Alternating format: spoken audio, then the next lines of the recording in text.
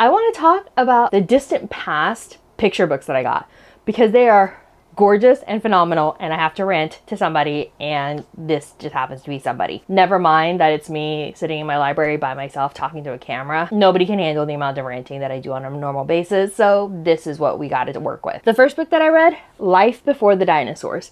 This was really fun, and I'm going to say that a lot. These were all really fun. The reason I got this book is because of this dual page art. It continues through the entire book, and I think the art is really fun. Now, in the book, we start with the very beginning. It talks about the Big Bang and then moves on to how life continued on Earth. They also provide a really cute geological timeline. This is the level of detail that you won't really get in a lot of history books, even the deep past, simply because when you're talking about pre-dinosaurs, you're really getting into the geological time scale. I also love the little volcano, the art, the first little squigglies that showed up, plants, that guy, hallucinogenia, and we go all the way to us. The book also covers the first Earth's ice age. Now, there have been multiple, but this one only covers one. It's okay, it's a kid's book. It also does like focus panels on some of the big names of the time. I'm glad they include this guy because he's a little weird. And I really enjoyed the layout. Also, they had to include the trilobites. What is Deep House without the trilobite? Weird trees, pretty important. So while this isn't my favorite one, this was really fun. I was really impressed that they started with the Big Bang. So this little picture book was great. I did read it all in its entirety, which I sometimes won't if I already know the content, but this was simple enough that I could get through it pretty quickly. And the art was really fun, and I was just really impressed with the details that they added. This one, Stones and Bones, Fossils and the Stories They Tell. This specific one, I picked it up because of the art, just straight up. I thought it was really cute, really adorable art. We start with the panel. Look at that. If anybody has a print of this, I would love to have, like, I don't know, a blanket, a shirt, I don't know, a sweater of this print. This is adorable. Very quickly, we start defining what a fossil is. This book has a mix of the history, the animals, the distant past, geology, and all that good jazz, but it also helps define what it is as we go.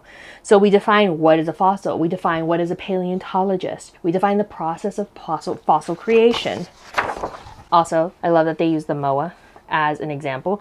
I really hope they bring the moa back. I think it'd be really fun. I have no idea what the ecological implications of that is, but if we're bringing back the mammoth, I think a giant flightless bird would be fun.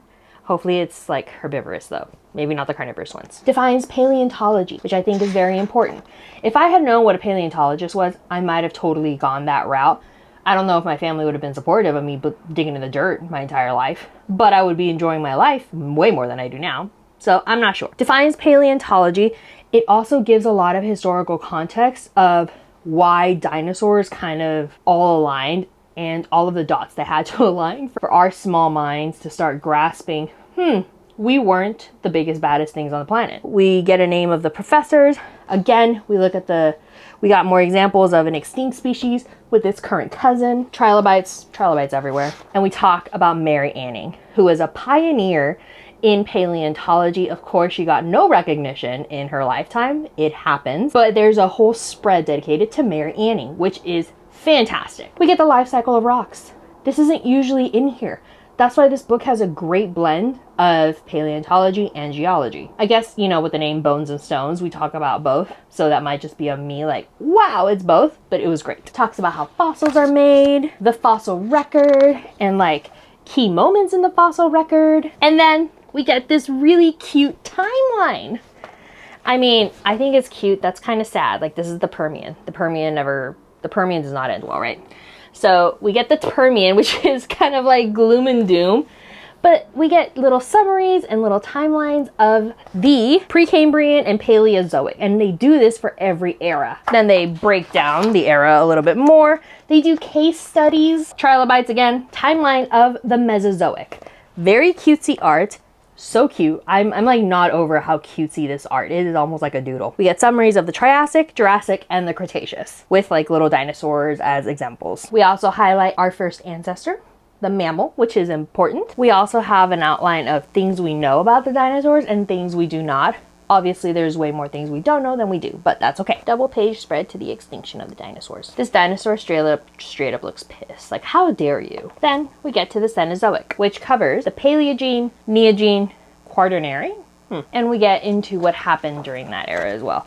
I get much less interested once like mammals really take over. I'm more like dinosaurs and earlier, but that's okay. This book has to cover all of it. There is a double page spread of the Gallery of Extinction of Megafauna, the Holocene, where we are. Also, I know I was gonna love this book immediately when I saw these little dinosaurs. They are just so cute. Just so darn cute. I love this page.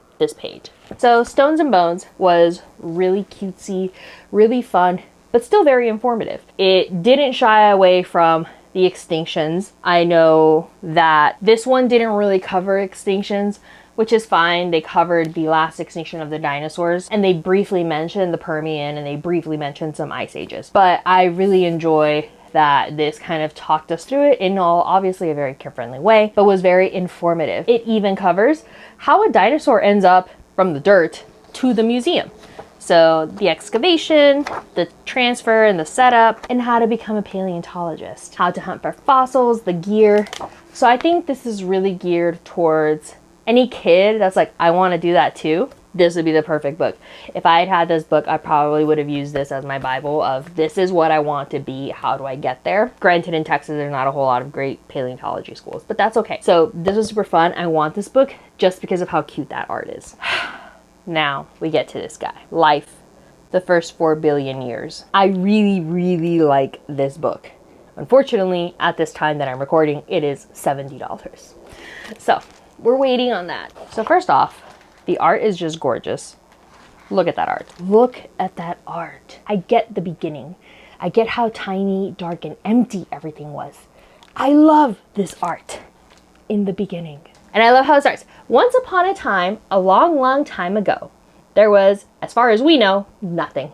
Just, I feel that. I absolutely feel that in this art. And then you get a quadruple page timeline. And it's about the first 2.5 billion years after the Great Big Bang. You get the creation of Earth. So when Theia crashed into Earth and you started forming like the moon and all that. So that's the birth of our galaxy, the birth of our planet and the sun. The first ice age. This is beautiful. The not so boring billion, which is amazing to call the first couple billion years because really it was all like gas and bacteria. The second ice age. I get how bleak it is. Look at that. This art is spectacular. A new kind of life. Just hard parts once we started building exoskeletons. I love this. Opabinia. Wait. Yes, that is Opabinia. Eating mud. So we get into like the breakdown of life forms. Then we got larger predators. Trilobite for the wins. Life as we know it. Squishiness. Something squishy. Look at this. Isn't this beautiful? Something fishy. You got these ugly jerks. They're pretty cool. I really like them. Jaws, the creation of Jaws. We really walk, look at this terrifying, just look at that beautiful art.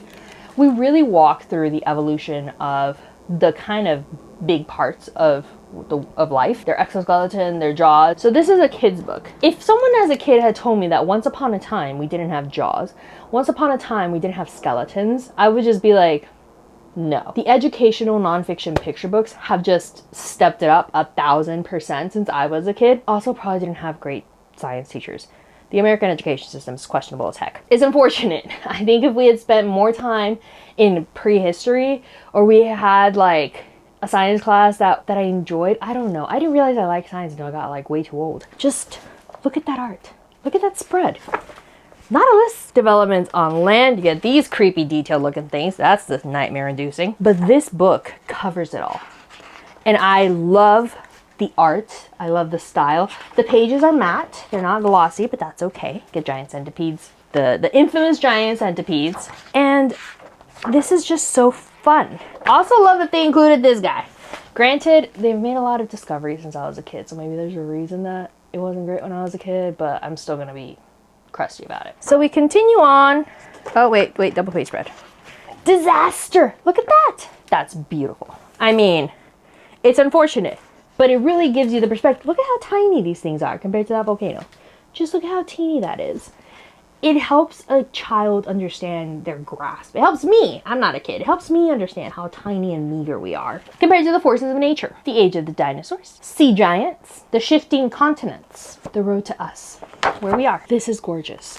And that is a double-page timeline. As someone that isn't studying this for school, that just wants fun, consumer-friendly ways to understand the geological timeline, to grasp, try to grasp time at that scale, these types of books are critical. I mean, I'm not exactly the majority demographic, right? But if people showed kids this, older kids probably, once they're like, I want to be an astronaut, like, what about a paleontologist? Which doesn't sound as cool. But if you would show kids this type of book, this scary guy, it would impact them.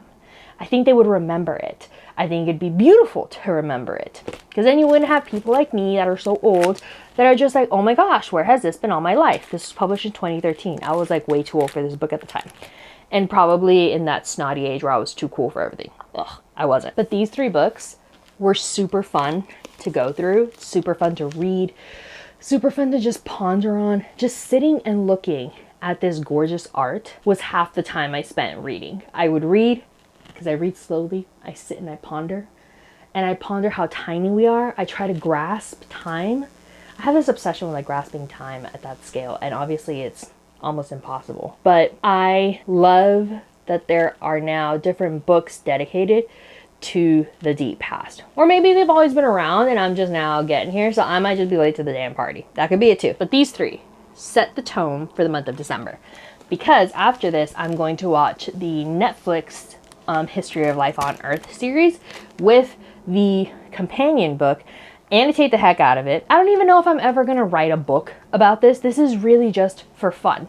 Like, the level of research that I'm dedicating is usually the level of research I dedicate to something that I'm actually going to write about. Am I ever going to write about this? I have no idea. I don't know how to fictionalize the deep past and try to talk about the Earth as a sulfuric ball of nothing, as a giant ball of lava, or a giant ball of snow. But it's fascinating. Actually, I might make that a short story collection. The wheels are turning. Can you imagine a short story collection of a journey through time? That'd be beautiful. Who knows? I might be just mad enough to do that, but I love it. I had to share these because otherwise I'm going to be bothering my friends too much and then they'll stop being my friends because I'm going to be... How long is this video? I'm going to be ranting to them this much. Oh my goodness. Let me know what other nonfiction kids books you recommend that have great art, great content. Actually, there are entire kids encyclopedias that I've looked at that I really should probably do a video on. Next time I get them, because I get them like once every couple of years, I will showcase the children's encyclopedias with the art that I think are best, because some of them excel at certain things.